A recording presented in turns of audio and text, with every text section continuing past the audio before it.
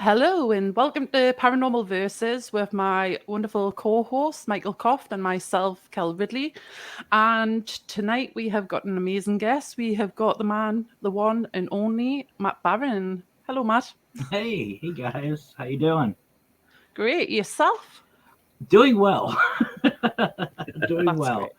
great. Glad you made it. Me too. Yeah. So what we usually do anyway is what we were saying before. I've got a list of questions that we can ask you so we can find out more about you. Obviously I'm in the UK, so I've got a lot of my followers that watch later on. So obviously they mightn't have heard about the guys from the States, so get to know everybody a little bit better. So just to let everybody know, if they can put any questions into the chat, we'd really appreciate it. And don't forget, let StreamYard know what your name is, give them permission so we can see who it is that's actually making comments, and we really do appreciate that. Michael? All Over to righty you. then. So, what got you started as the paranormal consultant? Well, I'd say almost 3 years ago, my wife and I were a part of a team. Well, I was the founder of it. She was one of my investigators. And we just got tired of a lot of the drama that comes with it. And we just decided it was time to shut down. It was time to shut down the team. I wanted something more. I wanted to be able to work with people from all over. I wanted to do something that wasn't just, investigating, homes. And most of the team were after money. Their whole mentality was, what can we do to make money out of this? And that's not me. That's not what I wanted to do. So we decided to shut down. And we started talking about it. And I said, I wish I could do something to help everybody, to where I can network with people. I can do stuff. I can, use these years to help. And she said, what, like a consultant? And I went, a paranormal consultant. I was like, I like that. It has a nice ring to it. And there was a couple out there, but of consultants, but they weren't doing what I wanted to do. So I started doing how-to videos, just little YouTube videos on how to investigate. I went to a local cemetery, and I do not suggest going back to looking at those videos. They were terrible. I always tell people, don't go back, don't look at it. Well, I met a friend, and now I consider him a brother. His name's Scott Morton. He runs Warren Area Society of Paranormal, or WASP, here in Pennsylvania. And he said, look, you have something here. You have something that you need to think higher. You need to think higher of yourself. You need to, get out more. And I said, well, what are you thinking? And he said, you need to do a podcast. So that's when the podcast started, and it just kept going from there. And my goal and my wife's goal has always been to help everybody in the field. It doesn't matter where you are, who you're from, how you investigate. It's just, we're here to consult. That's so cool. So I've got a question. Out of all of the investigations you've done, which is the one that stands out like the best from the rest? That's not fair. So I've been doing this for just over 17 years. I've done a lot of different investigations, and each one of them has their own special, place for me. Like I've been to Eastern State Penitentiary. I've been to the USS North Carolina, the Whaley House, Cosmopolitan Hotel. I've been to a bunch. Mm-hmm. The one that probably recently stands out, and I use this a lot, is the USS North Carolina. Just because I do have a military background. I was in the Navy, and being on a ship like that, it was kind of like a homecoming for me. And the spirits there were just a lot of fun to work with, very receptive. There was a lot of really good history, and I could feel a connection. So I guess outside of a lot of the home investigations, that's probably the one that recently that stands out. Yeah. So have you been on the Queen Mary? Did I say right? Mm-hmm. Yeah, we investigated. When I was running a team out in San Diego, we got the opportunity to investigate the Queen Mary, Wow. just because it's the Queen Mary. We've Yeah. all seen them on the shows, and that was just we had the opportunity to get on there. And honestly, it didn't. The spirits weren't as active as I thought it would be, but it was still a lot of fun. It was still a lot of fun to investigate, and just like with a lot of these places, like Pennhurst, it's not the activity. A lot of times that makes it special. It's just the location itself, the amount of history, and just the being in that location is enough for me. I mean, that's one of the top places I'd like to go is the Queen Mary, because my granddad brought it from. He was one of the crew, that came from England in the 1940s, over to America. I think went to New York with it, so it just would be absolutely amazing to get on there to investigate. But having that sort of family connection sort of thing. Oh, absolutely. And, again, it's just one of those locations that it's just like, holy crap, I'm here. And I think a lot of times, we see these, we get these bucket list locations that we see from TV, and we think it's going to be just like that. And we forget it's TV. They're after ratings. Yeah. But it's still nice. It's still a beautiful location. Yeah. It looks it. Going back to obviously when you said that, obviously you used to do videos on how to. So what sort of things did you used to like? What sort of things are you not wanting people to watch on there?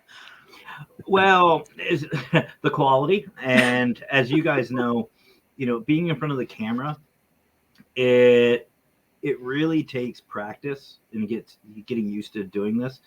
Because believe it or not, I actually have stage fright. Right. And oh yes, I do. Believe it or not, and it takes time to get used to that. So when I first was starting out, I was just using basically my phone. I didn't have a really nice camera. I didn't have all the equipment, and I just wanted for people who are just starting out in the field to have a resource to go to that I didn't have. I didn't have that luxury. When I first started, I had a guy that who also named was Scott. I had him to kind of help me a little bit, but he was never into the field. He was more of promoting and networking. So I remembered starting out in the field and not having any help. So I wanted to do something for that. So it was just a lot of, paranormal 101, if you will. And again, the quality was absolute crap. So if you watch it, I'm sorry. Well, I think me and Michael are going to have to go back and have a look at that now. Now that you said that, I think we're going to do a show on that. Oh, no. If you want viewers, no. Bless. So have you ever seen a full body apparition? I've seen several. I think my favorite one.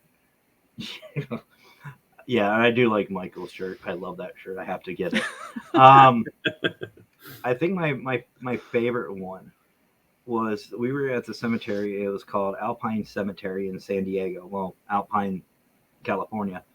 And I didn't usually investigate with my investigators when we were out. I was more of a resource. I stayed on the outside to help them and get equipment for them if they needed or something to drink or whatever.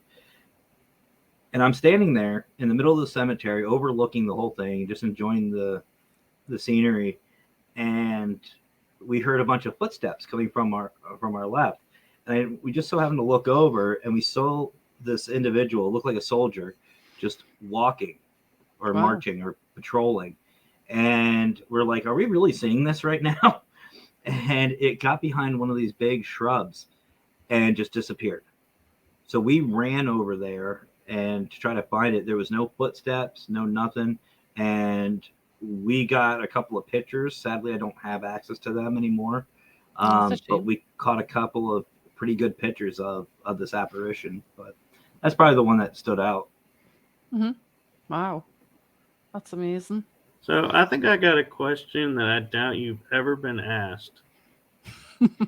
What's your silliest moment on an investigation? So, as I said on my shows, and actually I said during the GGH halftime show for the Global Ghost Hunt, I don't investigate normal, like what you typically go. Like, I don't just go in and go, "Who's here? What's your name? How many spirits here?" I ask some really random shit. Like I don't like. I'll ask anything, and I find the more fun you have, will give you better results and better evidence, and make the spirits more open to you. One of the funniest ones I had, it was myself.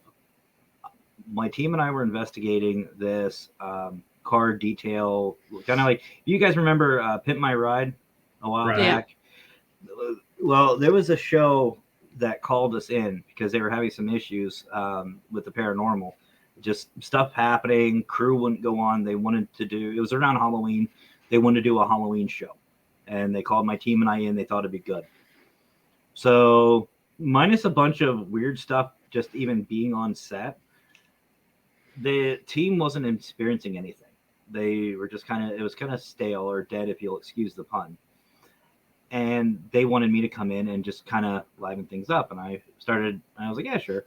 So I went in and I'm sitting in this office and remember those old computer chairs with the round backs that spin around? Right. Yeah. I sat backwards on it and had my arms like this. And we just got done with, getting something to eat before the investigation.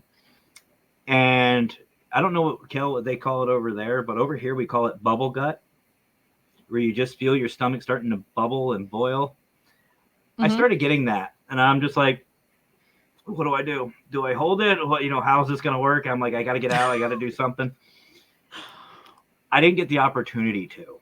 Now, mind you, I had a microphone. I had a microphone that was on me. I had a camera guy that was with me. It came out, and it was loud. Mm-hmm. And I jumped up out of the chair, and I'm like, who heard that duck? I was like, there must be a ghost duck. And I started running around this whole back area looking for this duck. I look at my crew, my team, they're laughing. The camera guy that was watching me is shaking because he's laughing so hard, trying not to laugh himself. And then we hear over the radio, did we just hear a growl? Blame it on the ghosts. Yes, it was. Yep, it was a demon. Mm-hmm. So that's probably one of my funniest that I personally love. Wow, that's pretty impressive. Yeah, it was impressive. It was bad. I can imagine. Wow. Who would have ever thought the funniest moment would be an exorcist moment? Oh, it was something. Something was evil, definitely. An exorcist moment. What do you mean by that, Michael? Oh, the movie where she vomits out. I don't think he was on about vomiting. Was it? No, it came out. I'm just saying. Yeah, he said it came out. Oh, right. I thought you were on about it came out the other way. It's somebody put in the comments. It's a reverse exorcist. Yeah. So, what's your favorite piece of equipment? See, Kell, I have to give you props. I love this question. Because I know and on my show, I've asked this too. And a lot of people say like an SB7, a recorder, or something. Me, it's myself, my body. And the reason why I say that is because we are our own equipment. We are the best piece of equipment, our bodies. We will naturally either feel something off that's off. We will get pulled to a certain spot during a location. We can actually feel the environment. You don't need an EMF meter to know that something's wrong. Obviously it all helps, but your body, if you do this enough, will become a finely tuned piece of equipment. And I just love going into these locations and just taking in the environment and just letting my mind just do its thing. And I was like, okay, so there's something over here that I feel like there's something in this area. And I'm not a medium or sensitive. I don't feel like I have any gifts. So I just let my body just do its thing. And then when something feels off, pull out the recorder, then I go to the actual piece of equipment. But for me, it's just me. That's actually like a really interesting answer to a question. Never heard that one before, so it's quite good. And we don't take batteries. That's true. But Sometimes. so if that's your best piece of equipment, what's your worst? Honestly, and I know some people are going to get really upset with me. I have two. There's two that I just do not like using. The apps, anything on the phone, I cannot stand them. And then Ovilus. Right. I hate those two pieces of equipment. And the reason why is because validation. They are probably the hardest to validate. And I just don't trust them. And to me, it's a matter of trust. You have to be able to trust your equipment just like you trust your investigators or whoever you're investigating with. And I'm sorry, but those two pieces I just can't trust. Yeah. I've got to agree with you there. It's like I say, there's quite a few apps out there that a lot of people are using. That I keep seeing them, keep going. Don't think I would actually trust that. So yeah, I'm the same way with apps, because especially the vocal ones, because they have built-in database, so you don't know what word they're actually saying. Something, it could be the app is programmed to say this word at this many intervals. And so, yeah. And I actually came across, I had a guest on my show who created an app, and it doesn't have a word bank, but it does give you words. And so that I'm looking into using that again, because I tried it and didn't try it. And so I'm going to see how that one works. And well, I will say, and I got to give the guy credit, Howard Petrie. We all know him. yeah. yeah.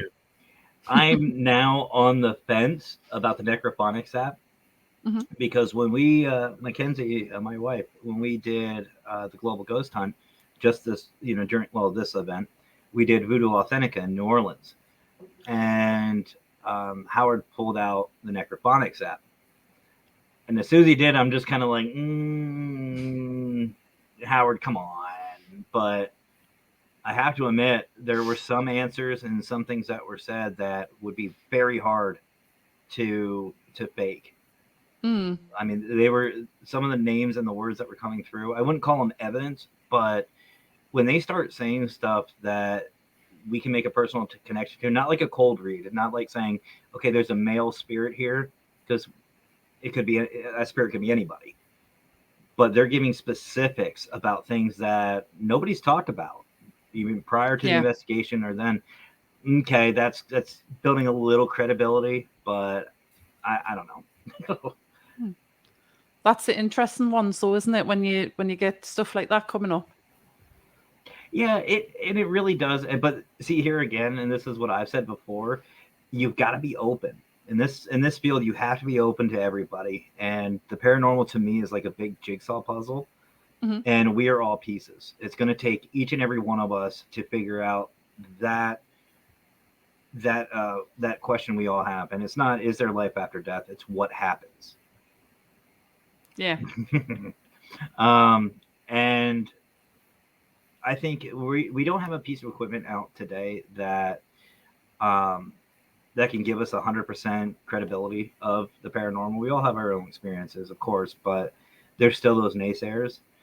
And I think that it's going to take each and every one of us our own way of investigating, and every piece of equipment we have available to bring a little credibility to this field. Yeah. Yeah. What's your views on the stone tape theory? The which one? The stone tape theory? No, I've heard that. Really? I thought everybody had heard that. See, here's the thing. I believe in a lot. Like I'm very open to every theory because again, the paranormal is not an exact science, so everything is theory at this point. So everybody's theory, like I don't say I study all the theories, but I just create my own. Right. I think about my own just from my experience. Well, the stone tape theory is basically people are saying that certain kinds of stones can hold memories and can like replay events from the past. So you'd be seeing the spirit, but it's through the stones. I mean, we use Mackenzie, the Wicked Queen, and I. There's Jonathan. What's up, brother?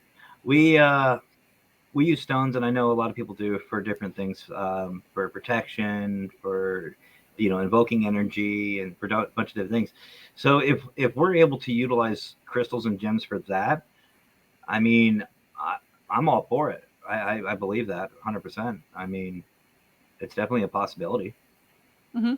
Yeah, and they also, I was reading a lot of the clay pots that they're discovering from the ancient days. Mm-hmm. Have harmonics built in, like they can play, and there's messages or sounds that comes through, and they're just now starting to unlock that certain materials have stuff in it that we never thought about. Yeah, I mean, there's one thing that holds my beliefs together, and it's in this field, in the paranormal field, anything is possible. Anything. So to me, I feel like if you're a good investigator, you have to be open to every possibility and expect the unexpected, because that's exactly what it is. It's paranormal. It's not normal. Yeah. So that's why I don't like being normal. So do you think that ghosts have consciousness? Oh, 100%. Absolutely. 100%. Otherwise, the intelligent haunts. Where do they come from? How are they interacting with us? I mean, I've ran into like Thomas Whaley from the Whaley House in San Diego. I asked him, what's it like to die? And all I got back was cold. Cold. Okay, so bring a sweatshirt or a hoodie or something. Okay, got it. It's cold. Okay. I've asked spirits if they want to go out for drinks, and they're like, yes. Okay, well, what kind of drinks do you like? Tequila. Really? So yeah, absolutely. I think because our souls, our personalities, and what makes us us, it's basically electronic. It's an energy. It's an energy impulse that flows throughout our entire body. And if science is correct, energy cannot be destroyed. So that being said, these spirits that we are interacting with, obviously we're using EMF and we're using a lot of electronic devices, so they have to be some kind of electrical pulse. So if energy can't be destroyed, there we go. So I believe 100%. The only ones that I will say that is a maybe is residuals. Because obviously residuals, they don't interact with us. That I'm still on the fence about. But yeah, as far as intelligent hauntings, 100%. We keep our own personalities, which if that's true, a lot of people are screwed when I pass. So I'm curious your opinion with the residuals, for example, because like you're saying, they don't interact with us. Do you feel that they are residual in the fact that they're like caught in a time loop? Or do you think it's a glimpse into like alternate world where somebody's going through their day and they just can't see us? Again, to me, it runs into anything's possible. My personal belief on residuals is both. I think it's like a photo or a DVD. A DVD or some kind of movie. We can yell at the actors and actresses all we want. Is it real? Well, yeah, it's real. It was filmed. It was recorded. They just don't know we're here. They don't know we're watching, nor do they really care. That's what I think the residual is. It's just an imprint on that time. Something, and that, love the name, by the way, Matt. Absolutely. I feel like it's just an imprint. It's an imprint on time of the area, of the location. Like Gettysburg. I live not too far from Gettysburg, and we've seen residuals come from there. So it could just be just the land. Wow. Have you ever been on an investigation and find yourself living in the moment and seeing what they were seeing and feeling what they were feeling? I've had that happen a few times. One in actually Alpine. I had mentioned that earlier. I was just sitting there, and all of a sudden I just became overwhelmed. I just started crying and feeling dread and emptiness. Come to find out, the headstone that I was sitting behind, or that was behind me, excuse me, woman hung herself. She committed suicide. So we felt like I was channeling that, because I'm usually upbeat. I'm usually pretty happy-go-lucky, especially investigating. I try to be kind of like fun and funny. I try to be, try to keep positive vibes going. But that literally just threw me for a loop. Like, I just went from, 100 to negative 100 in a second. So that was a time, I know, on the USS North Carolina a few times. I could almost, like, listening to the stories, I could feel, them being scared, because there was a torpedo that hit the USS North Carolina. They had a couple of people die, and I could feel it. But I also could feel the camaraderie. I could feel, just the environment just taking it in. Pennhurst was the same way. At Pennhurst, a lot of people think it's a really active, really fun, and outgoing place. There were, big bad wolf is around the corner, but in actuality, it's not even close to that. These people were tortured. The patients there were tortured, and a lot of them were mentally ill. So to us, if someone's autistic, they're autistic, and we're very open to that and accepting of that. Then they were unwanted, and they were treated like absolute crap. So my whole my wife and I's whole mindset changed. So just feeling that, we change our investigation style. So yeah, I mean, I think it happens in every investigation. Every investigation we go on, you just pick up on that energy. Yeah. Matt's wanting to know, what's your view on Ouija boards? So I have a couple of friends who use them. Me personally, I don't. I know how to. I know how to open them. I know how to close them. I know how to cleanse them. I know how to properly use them. I don't touch them. The reason being is because if you mess up, it's like taking your front door, ripping it off the hinges, and then breaking everything around it, the framework, and then going away on vacation. When you get back home, you have no idea who or what is in your home. So to me, there's no filter. There's no. I said the same thing, Brian. But but no, I mean, I respect them. I respect them, and I respect people who use them. But me personally, I won't use them.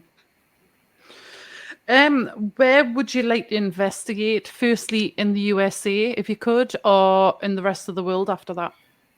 Oh, so in the US, trying to think. Honestly, I can't pick out just one location.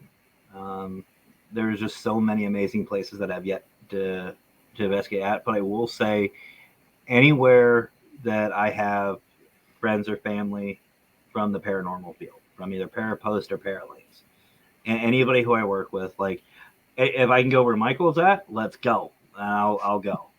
If I can go, like, I went with Howard and Jackie to Voodoo Authentica.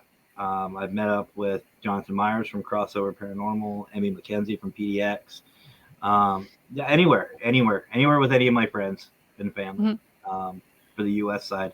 The UK side, I love you guys, I do, but I've got a list. Lep Castle is on top of it. I love Lep Castle. Ireland. I love Lep Castle. I love the history behind it. I love everything about it. It's a beautiful location. And then obviously the catacombs. I'd love to go to the catacombs. And I'd have to say the Hellfire Club.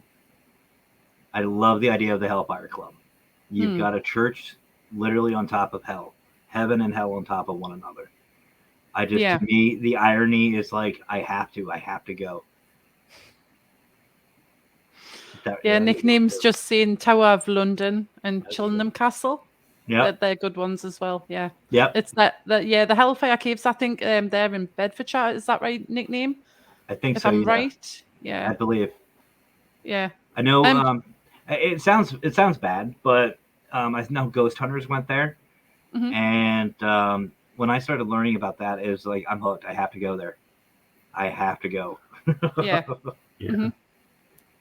Yeah, we've got some pretty amazing places as well over here.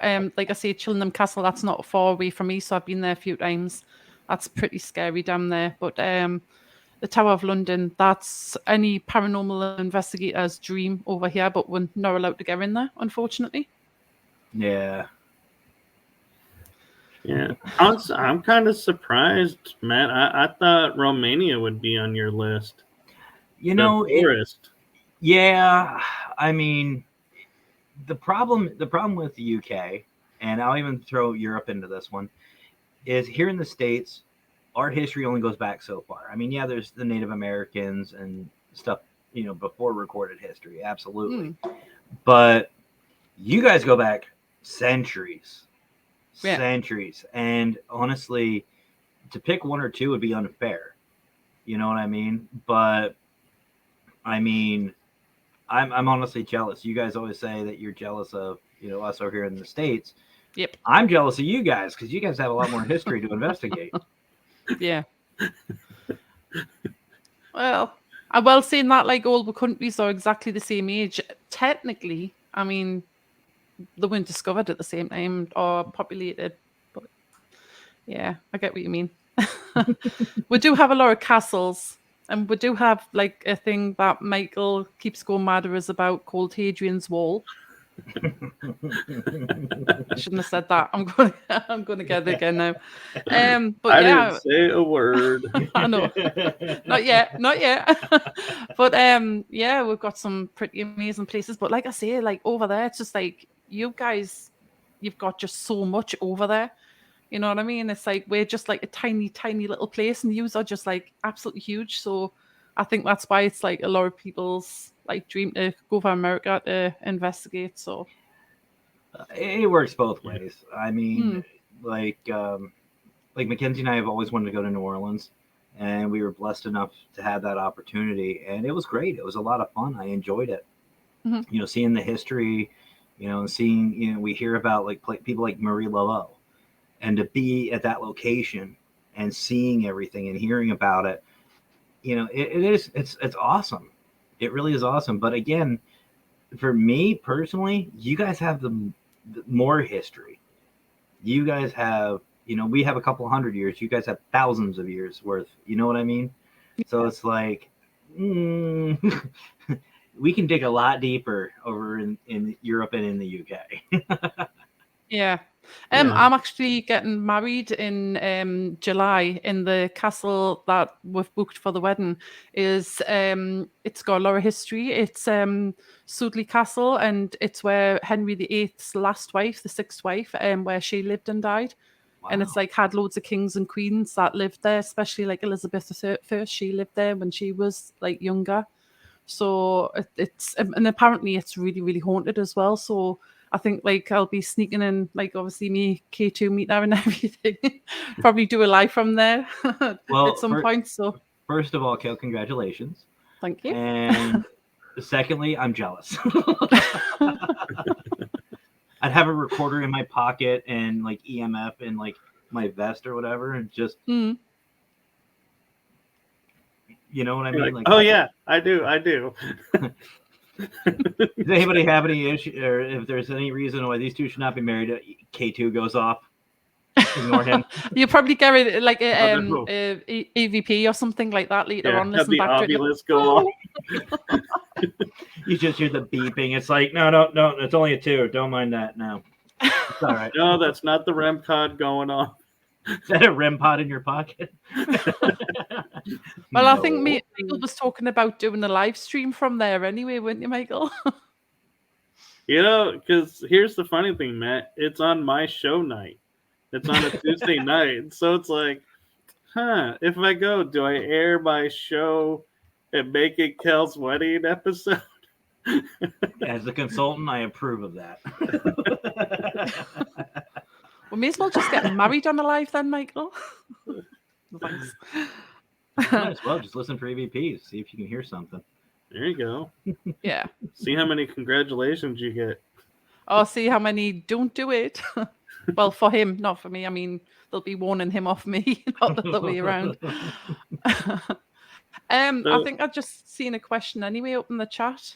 Sorry, Michael. Before we get to that, I have another question, Matt, that I'm curious your answer to, because I'm confident you haven't been asked this probably as frequently.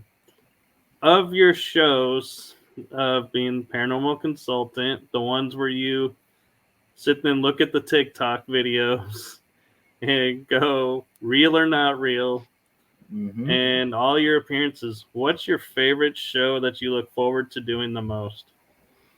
Is Brian still in the room? Nope, he left. Nope, he's gone. He came and left. He left to read his script. It's his loss. You know, it's funny, and I'm going to avoid that, but still answer it. So, to be honest with you, I don't really get asked on a lot of shows. I really don't. I really don't get asked to be on a lot of shows as a guest. I mean, obviously, I do my show just pretty much whenever anymore.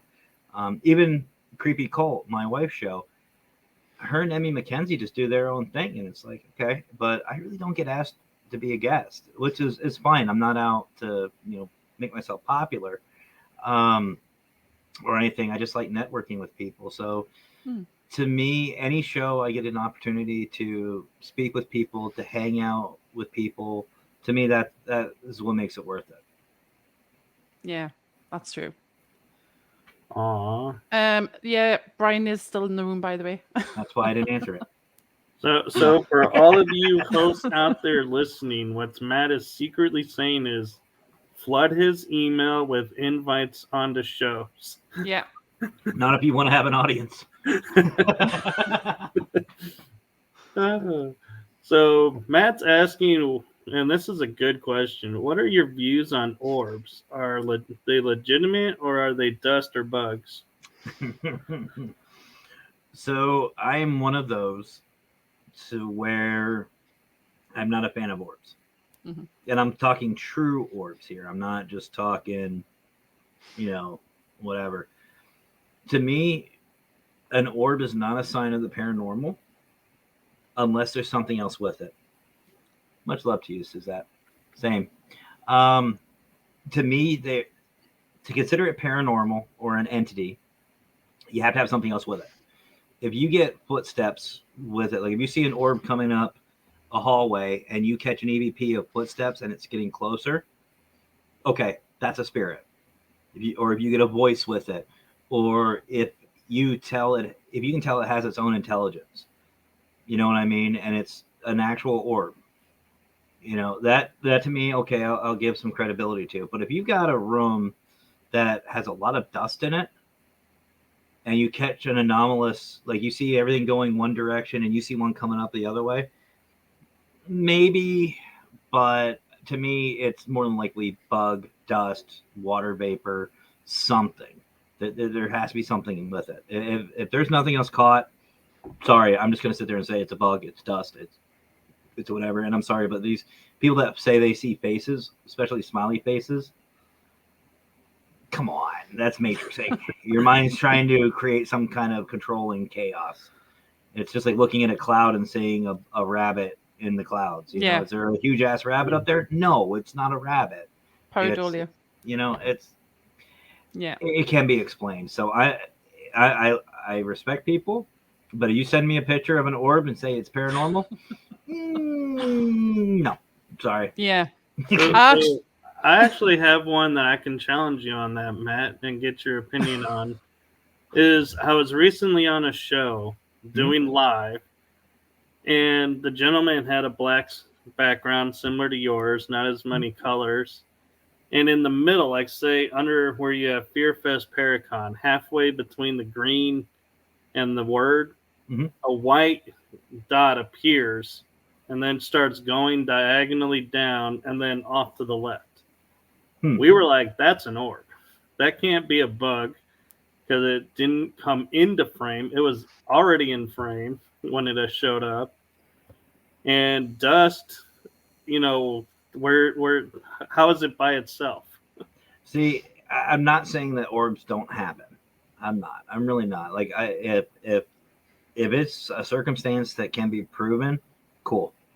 But I get a lot of people with pictures saying, "Oh, my grandmother's in this." Yeah. Or I just caught a spirit that's smiling at me. No, especially you can see the wings. You know what I mean? Like, Right. I'd say probably 90%, if not 95, anywhere between there, percent of these orbs can be debunked. Yeah. You know, and to call it a spirit or something paranormal, yeah, it's a hard sell for me, because there has to be something else with it. There has to be. Otherwise, because think about it, the definition of an orb is, you know, a circular ball of light that has its own, emits its own light, has its own flight path. So to me, that's ball lightning. That's ball lightning. So if that's the case, then every, you know, piece of heat lightning, that's an orb. It's just on a bigger scale. You know, it could just be a buildup of static electricity.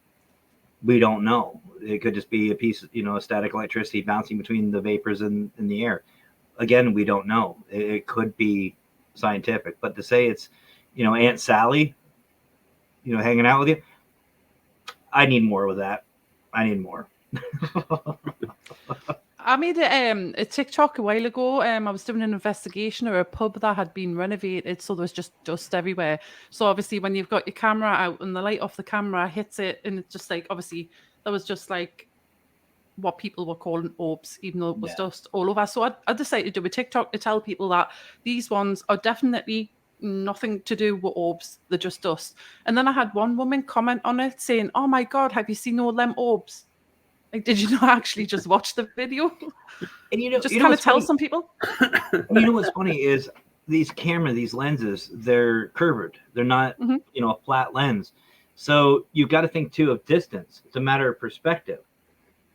You know, or like, for example, look at my fingers. Are they the same distance or are they different? You don't know. On the camera, it's hard to tell. When in actuality, they're separate. You know, it's hard to judge distance. So what looks like a big orb just may be really close. You know, it's just, to me, again, it's just a hard sell. Yeah, that's true. Well, big love to you, Liz. And you know what? I got to say something about Liz. I posted about 200 pictures from my vacation in New Orleans.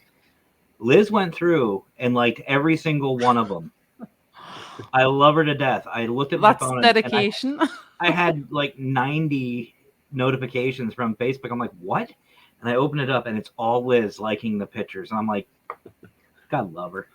I love Liz. I love Liz. Liz is really cool. She's one of those, she likes to come in on the shows and support everyone. And so we appreciate Liz and all the others that do that too. Mm-hmm. Yeah. The definitely. Unsung supporters of the paranormal. Yeah, it's what keeps it going. Definitely. Oh yeah. So I think I've Ooh. We love you, Liz. Matt's got another question there. Says, have you ever been touched or pinched by a spirit? I have been pushed, scratched, bitten. I've had my name yelled. I've been choked. Almost anything I've had it done, and it's honestly, it's different. I'm not one of those. If I get, like the night I got bitten, it was funny. I had a hoodie on where it has the front pocket, and I got bitten like right here in my forearm, and I had the perfect bite mark too. And I just went, "You son of a bit, do it again." And I'm sitting here looking at both arms, like, "Come on, do it." I was investigating for a, I don't want to call it a TV show, but somebody I used to work with, they had their own channel on Paraflex. So we were filming an episode for them. And it was in Annapolis, Maryland. Now, back in the olden days, they were a little racist. Oh, yeah. The camera guy was an African-American guy. Loved him to death. He was a great investigator. And we started getting the inkling that the spirits were not happy that he was there. So I stood up for him and I said, look, I don't care whether you like it or not. He's here with us. I respect him. He's one of my friends. He's not going anywhere. I don't care what you say. And I felt myself getting choked. So I told him, I said, hey, do me a favor. I said, bring the camera over and look at my neck.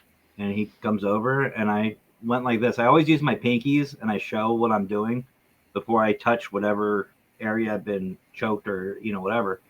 And I went like this and I pulled down and you could see a perfect handprint around my throat. And he said, dude, they're trying to choke you. And I was like, okay, cool. You're choking me. Keep going. Go harder. I like it. Keep going. I was like, it's not even hard enough for me to enjoy. Welcome to the wild side of Matt. See, that's the thing. I'm not a fan of provocation, like the negative provocation, Right. but I will call them out. I'll be like, you know what? No, you're not doing it good enough. Come on, let's go. Get it going. Because if I get like pinned up against the wall or lifted up in the air or on a ceiling fan spinning around, don't help me. Record it. That's good evidence. You do realize this is meant to be a show about the paranormal, not like about your kinkiness. I'm not normal, so. Yeah, I was like, do you realize what guest we have on? That went out the window when we started.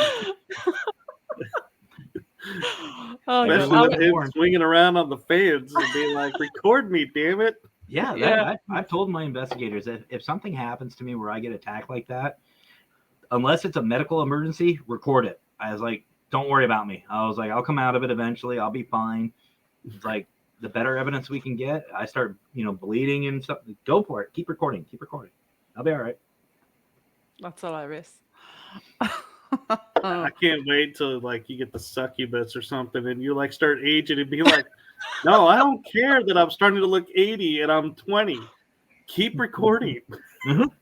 No, I would 100%. Let's go. Better evidence. Oh, hang on. Matt's just. Oh yeah, Matt's just. I've had me bum pinched by a frisky spirit before, so yeah. He's bringing that up.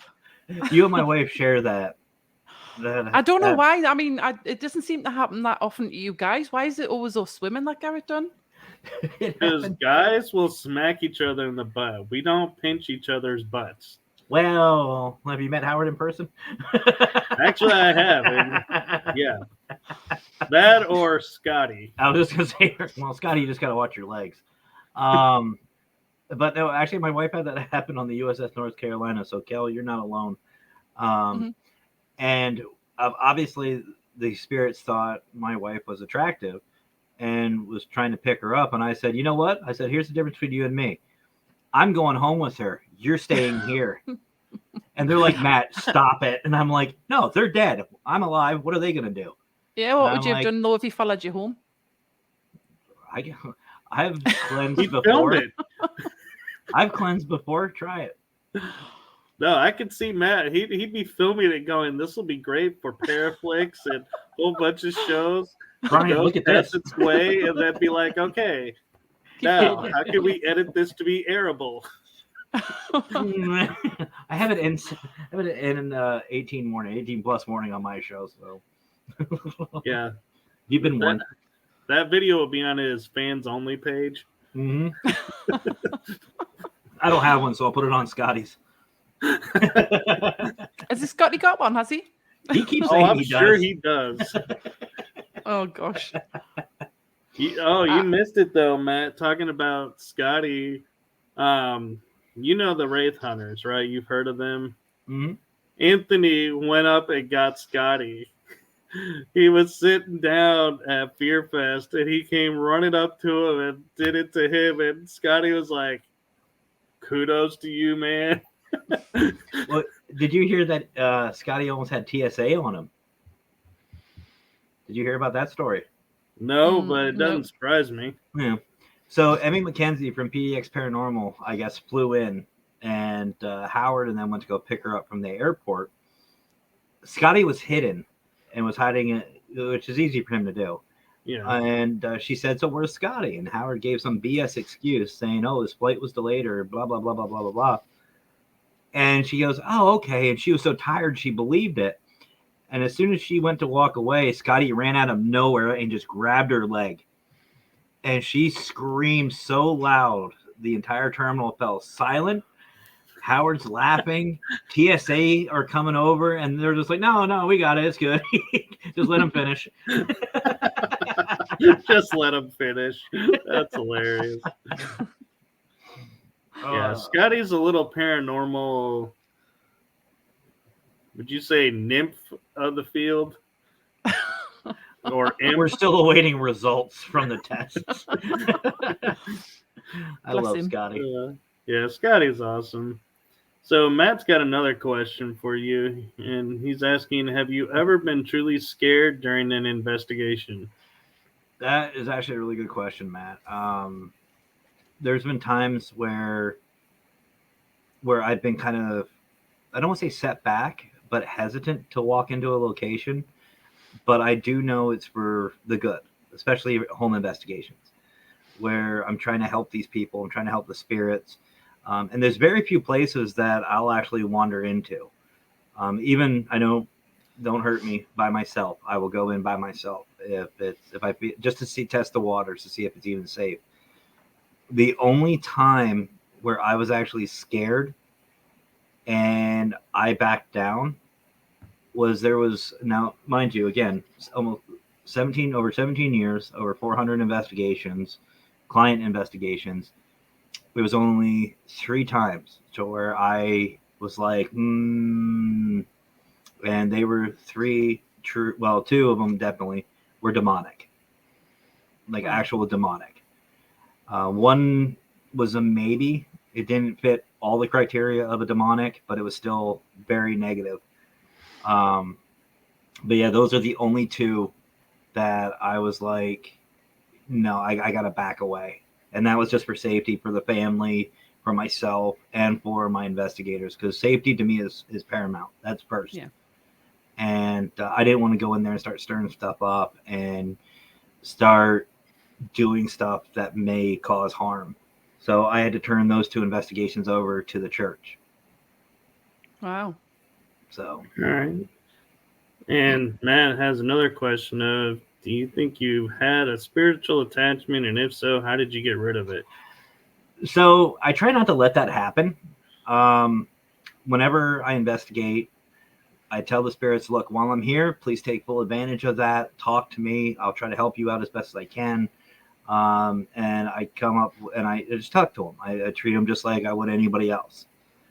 When I leave, I have my own way of cleansing myself. I say some prayers for myself and for the spirits there. I thank them for interacting with me. And I say, please just stay here. Obviously, there are some that don't want to listen. But there was only one that I know for sure followed me home. And that was a little kid that I ran into. So in San Diego, there is a park called Mission Hills Park. It used to be a huge cemetery that the city bulldozed, and bodies are still there. And oddly enough, right next to a school. And it's a really sad history, really sad story. And we've caught a lot there. That's actually where I saw some of my first experiences. And the one night we were doing a session, and we ran into this child who was looking for his or her parents. And I was really saddened by this, and they just kept saying they were alone. They just hated being alone, which I didn't understand because there are so many other spirits there. But this one was just by itself. This kid just felt so alone. So I said, you know what? I don't do this, but you are welcome to come home with me. You will not be alone. And I knew if I was gonna help the spirit out, it was gonna take some time, and it wasn't gonna be a one night thing. So the spirit did follow me to the house. We did talk, and I, got more comfortable with each other, and I helped the spirit cross over. And the last thing it said before it crossed over was, "There's my mommy." Oh. And then I caught nothing else. Mm-hmm. There was just nothing else. No EVPs. Everything just went silent. And I'm just like, wow. The spirit is where he or she needed to be. But were you not worried when you invited it to come back with you? Because there's some demonic, people say demonic and demons and stuff like that can pose as children. I did know that was a risk. Mm-hmm. But at the time, at that point didn't really care. The risk was the positive outweighed it. The risk was worth it. Yeah. And I knew that if if it was demonic, it was going to follow me anyway. So no matter what I said, if it was going to attach itself, it was going to attach itself. And I wanted to make sure that if it was a child spirit, which it was, I wanted that spirit to have closure. I wanted that spirit to be with with his or her family. Yeah. And, even to this day, I have never second guessed my decision on that one, regardless. Another question from Matt. He says, do you think that reading Bible quotes can help with demonic spirits? Does he ever take the Bible with him on investigations? So, Matt, number one. He takes a pocket size. And hold on, you'll love this. I don't know. Not a lot of people know this about me. I'm actually an ordained minister. Card. Wow. This is my clergy badge. And I actually have a reference license too. I actually have my certification right here. The paranormal field actually has helped me come closer in my religion. Mm-hmm. And the one thing I've noticed is a lot of religions, and I'm not trying to start a holy war here, but a lot of religions teach the same thing. The Bible, to me, was created by man. Man was created to be flawed. So to me, the Bible is a very good user's manual. It's a great guide. But as all religions teach, religion itself is a personal journey. So to me, that's an open interpretation on how religion plays a role in everybody's lives. For me, it's a comfort to have. So yes, it does have power over these evil and these, I don't want to say demonic all the time, but like the negative. Yeah. Because it's your personal belief. Just like my wife's Wicca, she has her way of dealing with negative energies. Yeah. Someone who has a Quran, they have their own way to deal with negative. Buddhas, they have their own way. We all have our own way of dealing with negativity. And to me, it's up to you. It's up to you how you feel in your personal belief system, how you're going to deal with this. And if you fully believe it, it will help. Yeah. That's really cool. Anyway, I've just been aware of the time. We can't stay over tonight because Michael's got a prior engagement. So I just want to know where would, if Michael hasn't got any other questions, that is, where would people be able to find you? I got two questions actually for you. Uh-oh. Oh, First question is, if you could make an object a paranormal tool, which would it be? Rubber ducky or an action figure? Follow-up question. Does a rubber ducky squeak? That's up to you. It's your tool. If it squeaks, absolutely. Yeah, the rubber ducky, 100%. 100%. All right, and the second one is pre-investigation snack. Pizza or nachos? Depends on where the pizza's from. Because any big boy, we know every pizza is not created equal. So I probably have to go with pizza. Nachos are good, but they're hard to eat prior to an investigation because they keep, they get stuck, and then you got all that stuff everywhere, and you can't drive with them. It's kind of difficult. Pizza, you just fold up and just go to town on it. You know what I mean? It's easy. So definitely pizza. Cool. Awesome. So thank you for that. And I did that to Brian, and so I thought it'd be funny to do it to you. Throw out questions that you've never been asked. Hey, I enjoy it. I love them. When he comes up with them. So where can people find you, Matt? So I'm a little bit of everywhere. You can find Paranormal Consultant on YouTube, Facebook, TikTok. You can find me on Parapost, Network Central. You can find me on Paralinks, Global Ghost Hunt even.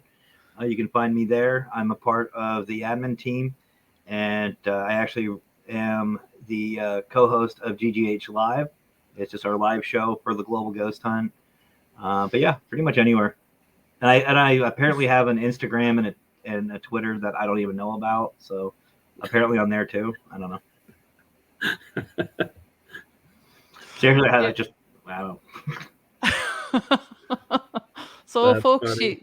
as he's just said, you can find him anywhere. Anyway, I want to thank you for being my guest tonight, and it's just a shame that we didn't have a little bit longer because I think that we would have had quite a few more questions to ask you. But like I say, Michael's got a prior engagement, and That's I'm right. just Blaming you. I'm blaming Michael, so I don't That's care. Well, thank you both for inviting me on. It was an problem. absolute pleasure. Sorry I couldn't come a little earlier, but It's okay. It Absolutely worked out. So just want to thank everybody who threw in comments. And by the way, just want to say all my questions that I asked you tonight, Matt, that was by Matt. That was in the comments. He wrote them all Awesome. out for us. Awesome. They were good questions, Matt. Really good questions. Yeah. Man. Appreciate And he it. came up with the rest. So yeah, I just had to thank him there. Bless him. But yeah, thank you to Michael as well. Another great show, Michael. Yes, it was a Awesome. fun one. Yeah. We'll have to do it definitely. again. Mhm. Have to get you guys on mine too. Yeah, definitely. Just give it a Definitely. shout. So yeah, right. So everybody, that was we show with Matt Barron. So who we got on next, Michael? Next we have Mark Sargent, and then it's Lala Bright, and then it's Barry Fitzgerald. Cool. And Good ending lineup. the month with Ane Shin. Ooh, She's that's amazing. a good one.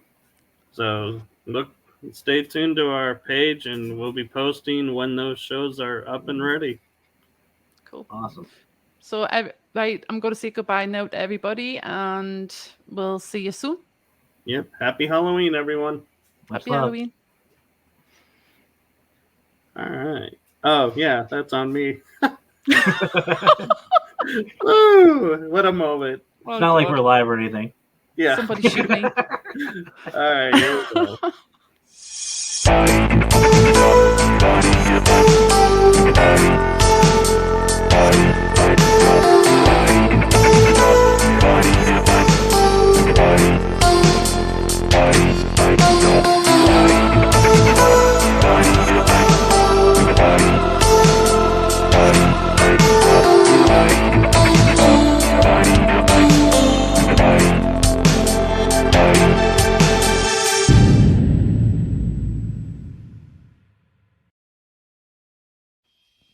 Thank you for joining us at Paranormal Versus. Hope to see you on our next episode.